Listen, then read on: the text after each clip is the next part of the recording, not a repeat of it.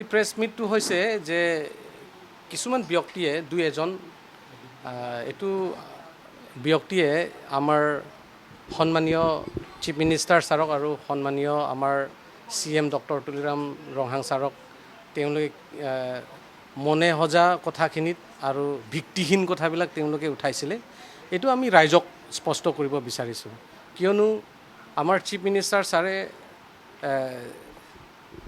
অসমত chief minister হোৱাৰ পিছত কাৰ্বি আংলঙৰ কাৰণে খুব মৰম কৰিছে। এইটো আমি মনোসজা কথা নহয়, এইটো সত্য কথা। কিয়নো কাৰ্বি আংলঙত যোৱা আগৰ কথাখিনিত যদি চায়, কাৰ্বি আংলঙত যিটো মানে উগ্ৰপন্থী নামত অশান্তি আছিলে, কিন্তু আমাৰ অসম চিফ মিনিষ্টাৰ সন্মানীয় ডক্টৰ হিমন্ত বিশ্ব শৰ্মা ছাৰ আৰু আমাৰ সন্মানীয় ডক্টৰ তুলিৰাম ৰংহাং ছাৰে দুইজন নেতৃত্বৰে কাৰ্বি আংলঙৰ শান্তি ঘূৰি আহিছে, এইটো স্থাপন হৈছে।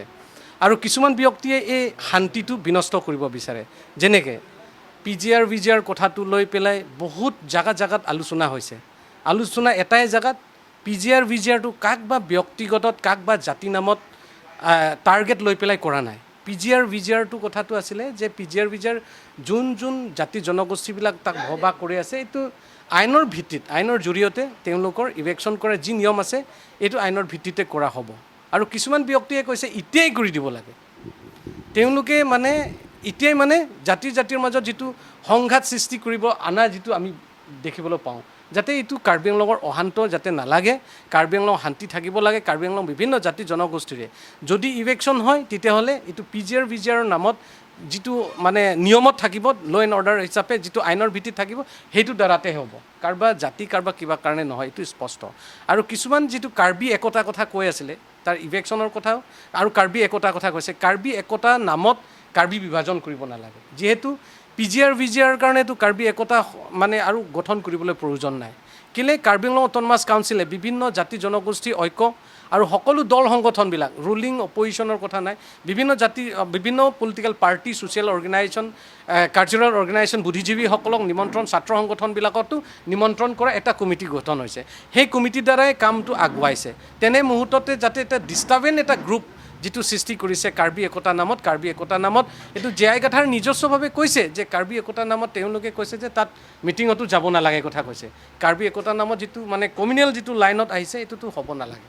সেইকাৰণে আমি ক'ব বিচাৰিছোঁ, যিটো ভিত্তিহীন মনোসজা কথা আৰু কনস্পিৰেচি পলিটিকেল তেওঁলোকৰ মটিভেটেড, সেই কথাটো আংটং আৰু এটা আছিলে লিটচং, তেওঁলোকে এই দুজন ব্যক্তিয়ে এইটো কথাত আনিছে।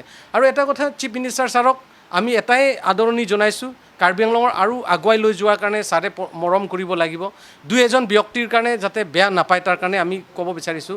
কিয়নো আমাৰ কাৰ্বি আংলঙৰ শান্তি ঘূৰাই অহাৰ পিছত কাৰ্বি আংলং সাহিত্য পৰিষদত আগতে নিজস্ব এটা পুঁজিত আহিলেও নিজস্ব কি ডিপাৰ্টমেণ্টত কিমান পুঁজি থাকিব সেইটো কৰিব নোৱাৰিছিল। কিন্তু আমাৰ চিফ মিনিষ্টাৰ ছাৰে আমাক মৰম কৰি পেলাই কাৰ্বি আংলঙৰ সেইটো ক্ষমতাটো কাৰ্বি আংলঙৰ অট'নমাছ কাউন্সিলৰ আণ্ডাৰত আহিছে। আৰু কাৰ্বি আংলঙৰ কাৰণে এটা আগতে আমাৰ MLA চিট আছিলে 4খন আছিলে, এতিয়া আমাৰ কাৰণে ST ৰিজাৰ্ভেশ্যন চিটৰ কাৰণে আৰু এটা বঢ়াই দিছে। এইটোতো আমাৰ কাৰণে মৰম নহয় নেকি? আৰু চিফ মিনিষ্টাৰ ছাৰে 20,000 কোটিতকৈ অধিক পুঁজি কাৰ্বি আংলঙৰ স্পেচিয়েল ফাণ্ডৰ কাৰণে আমাক পঠাইছে, যাৰ ফলত আমি ৰাস্তা ঘাটৰ কাৰণে, খোৱাৰ পানী ব্যৱস্থাৰ কাৰণে, বিভিন্ন স্কিমৰ কাৰণে আমি আগুৱাইছোঁ। আৰু শিক্ষা ক্ষেত্ৰতো ঠিক তেনেধৰণে এতিয়া আমাৰ BEd কলেজখনৰ, ডিগ্ৰী কলেজখনৰ নতুন স্থাপন কৰি আছে। ঠিক তেনেধৰণে সকলো ক্ষেত্ৰতে অল ৰাউণ্ড ডেভেলপমেণ্ট যিটো আমি কৈ আছোঁ, এই ক্ষেত্ৰত আগবাঢ়ি থকা অৱস্থাত যাতে দুই এজন ব্যক্তিত তেনেকৈ কোৱাটোত আমি এইটো যুক্তিহীন আৰু ভিত্তিহীন। আৰু তেওঁলোকে এই কথাটো যে কাৰ্বি আংলঙত ডেভেলপমেণ্টটো এণ্টি ডেভেলপমেণ্ট গ্ৰুপ হয় বুলি আমি ক'ব বিচাৰিছোঁ। বিৰোধী দল বুলিতো এতিয়ালৈকে স্পষ্ট অহা নাই, কিন্তু এটা কথা স্পষ্ট যে দুই এজন ব্যক্তিয়ে আগত যিবিলাকে ইলেকশ্যন খেলিছিলে হাৰিছে, আৰু এতিয়াও নিৰ্বাচনত আহিব চাগে তেওঁলোকে প্ৰতিদ্বন্দ্বিতা কৰাৰ তাৰ উদ্দেশ্যৰে হ'ব পাৰে। কিন্তু এই উদ্দেশ্যৰে হ'লেও আমি বহুত এটা প্লেটফৰ্ম থাকে, সেই বেলেগ প্লেটফৰ্মৰ জেগাত কৰিব লাগে। এই কমিউনেলৰ যাতে এইটো কাকবা জাতি টাৰ্গেট, কাৰ্বি একতাৰ নামত কাৰ্বি মাজত বিভাজন কৰাটো এইটো হ'ব নালাগে। আৰু কাৰ্বি একতাই আছে, কাৰ্বি একতাৰ মাজতে আমি একেলগে কাম কৰিবলৈ হ'লে যিটো কাউন্সিল, অট'নমাছ কাউন্সিলৰ দ্বাৰা যিটো কমিটি গঠন হৈছে, এই কমিটিৰ দ্বাৰাতে অন্তৰ্ভুক্ত হ'ব লাগে। এইটোৱে আমি এপ্ৰ'চ কৰিব বিচাৰিছোঁ। যিকোনো খবৰৰ বাবে যোগাযোগ কৰক 7099017330 অথবা 7099017990